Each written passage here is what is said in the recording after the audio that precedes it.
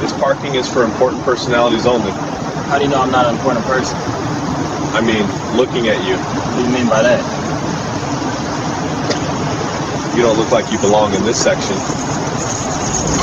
A parking lot security camera with audio captured every single word.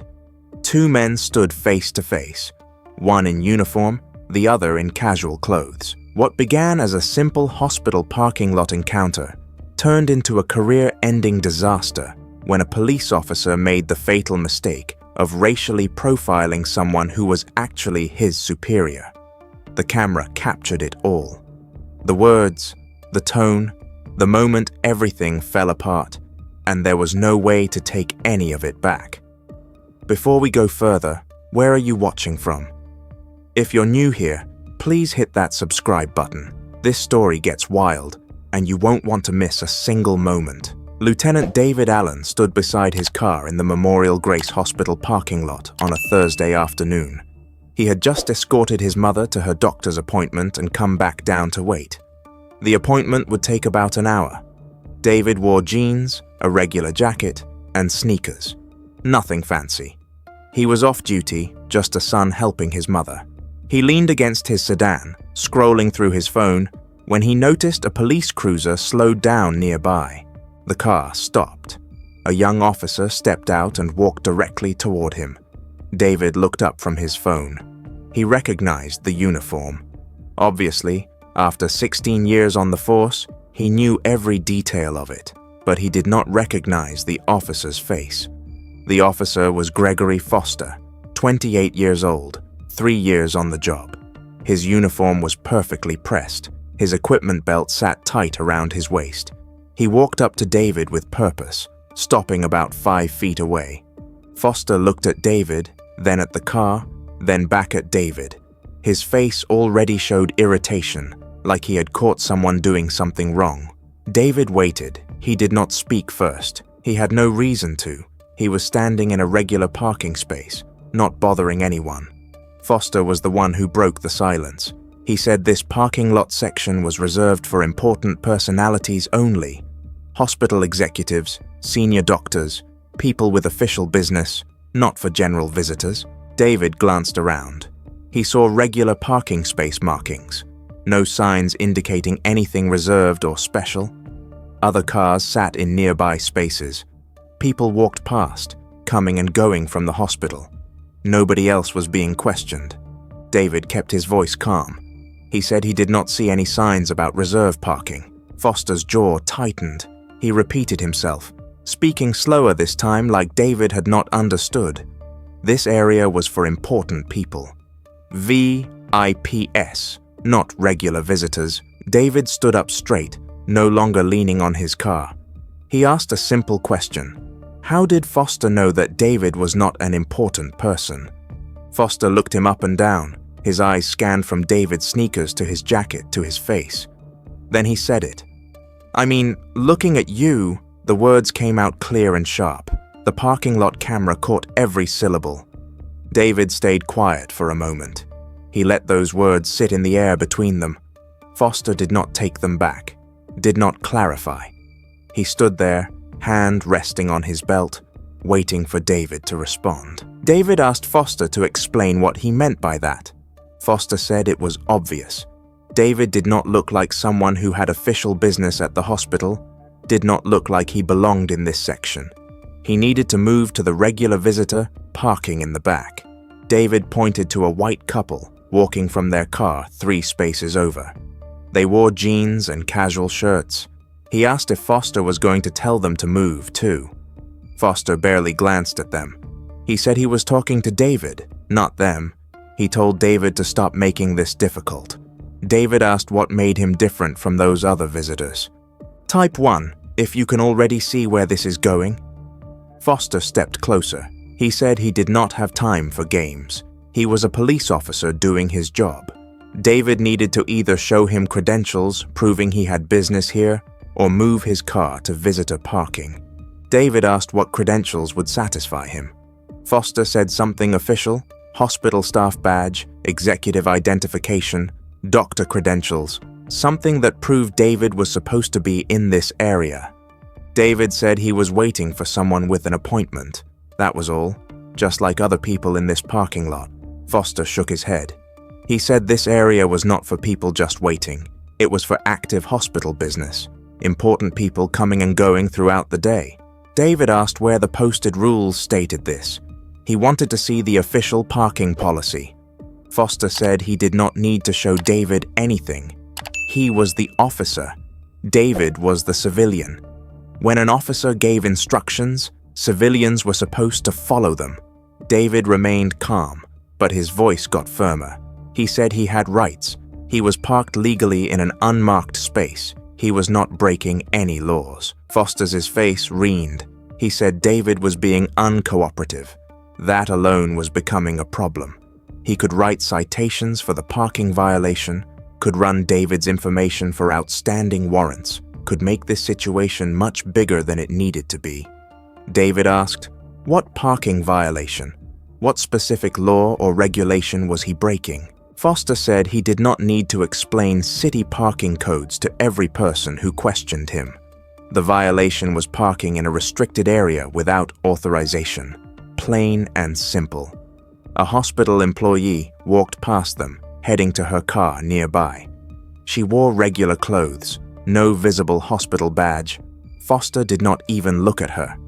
David pointed this out.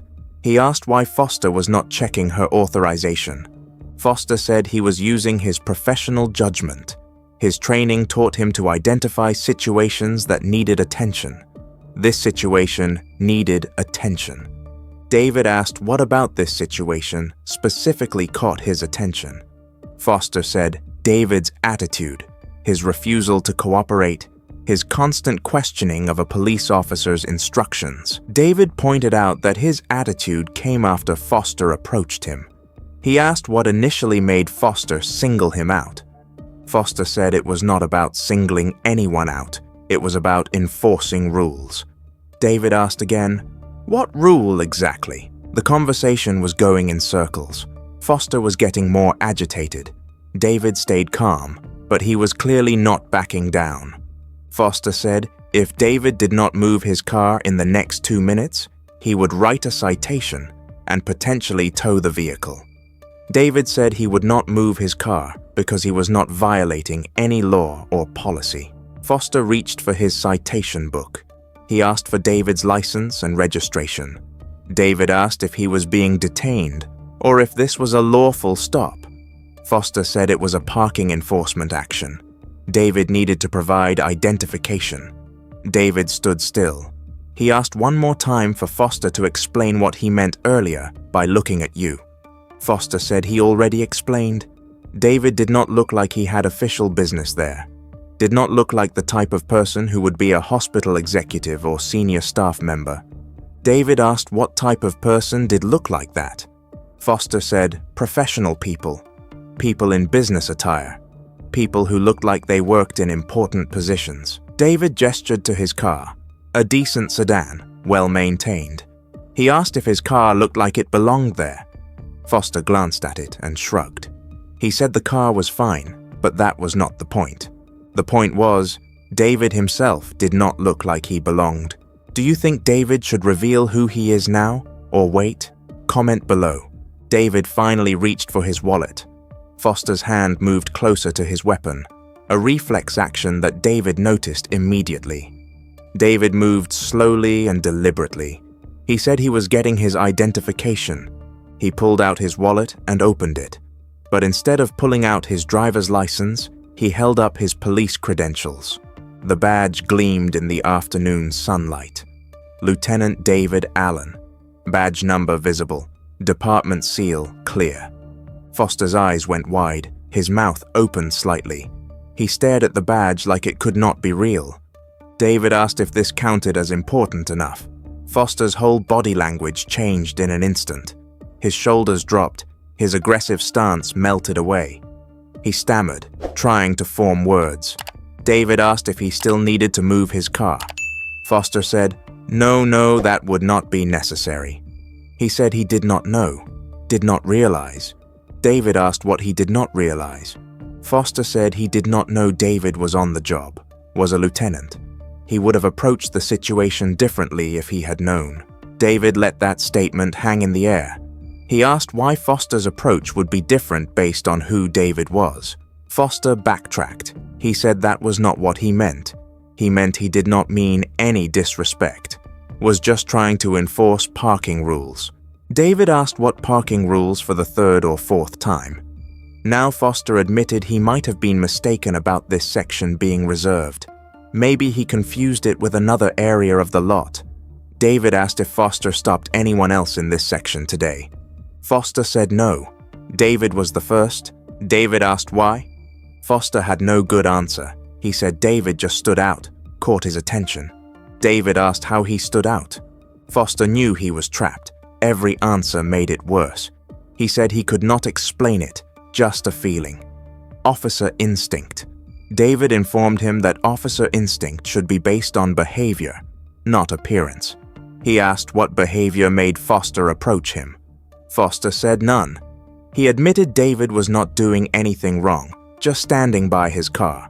David asked Foster for his name and badge number. Foster's face went pale. He provided the information, his voice quiet now. David wrote it down in his phone. Foster watched him do it, knowing exactly what it meant. Foster tried to apologize, said he made a mistake, said it would not happen again. David said that was not good enough. He told Foster he would be filing a formal complaint. Foster panicked. He said that was not necessary, said they could handle this between officers, said he would be more careful in the future. David asked if Foster thought he would let this go just because they both wore the same uniform. Foster said he hoped they could work it out professionally. David said filing a complaint was handling it professionally. The alternative would be unprofessional. Foster asked if there was anything he could do to make this right. David said Foster could start by examining why he approached a black man standing legally in a parking lot and assumed he did not belong there. Why he threatened citations and towing. Why he said looking at you when questioned. Why he did not stop anyone else. Foster said he was not racist, said he treated everyone the same. The parking lot camera caught all of it. The audio was clear.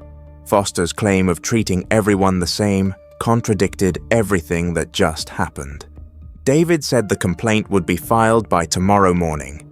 Foster could explain himself to internal affairs. Foster returned to his cruiser and drove away. His hand shook on the steering wheel. David watched him go, then got back to waiting for his mother. If you're still watching, hit that like button. The next morning, David walked into police headquarters in full uniform. He went straight to internal affairs and filed his complaint. He included the date, time, and location. He mentioned the parking lot security cameras and specified that they recorded audio as well as video.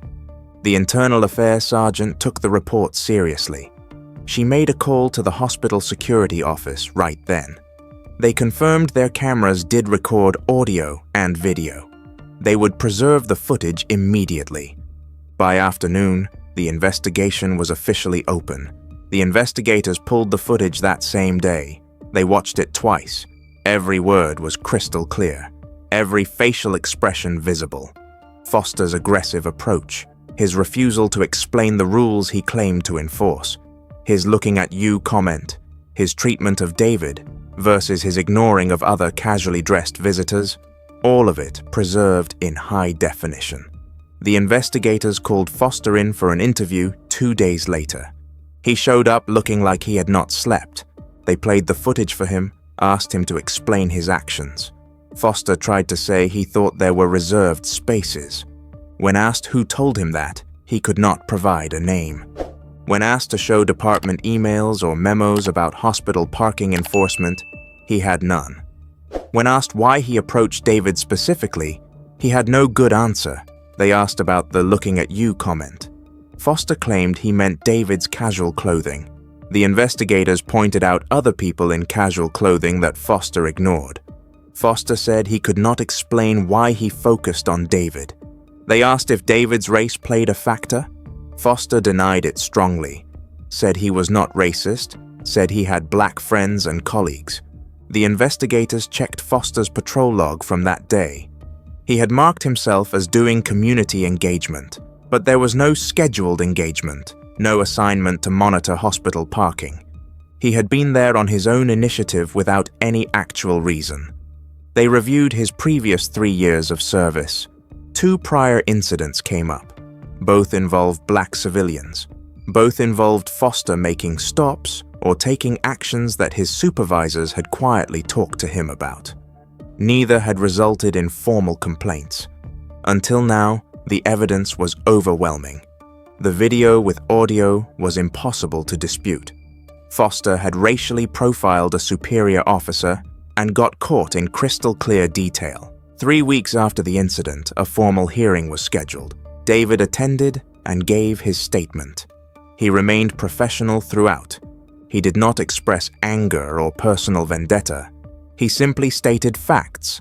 Foster was asked to defend his actions. He could not. His union representative tried to argue it was a misunderstanding, that Foster was young and learning, that termination was too harsh. The panel disagreed. Officer Gregory Foster was terminated from the police force. The official reason cited conduct on becoming an officer, racial profiling, and abuse of authority. Foster tried to appeal. The appeal was denied. The video evidence was simply too clear.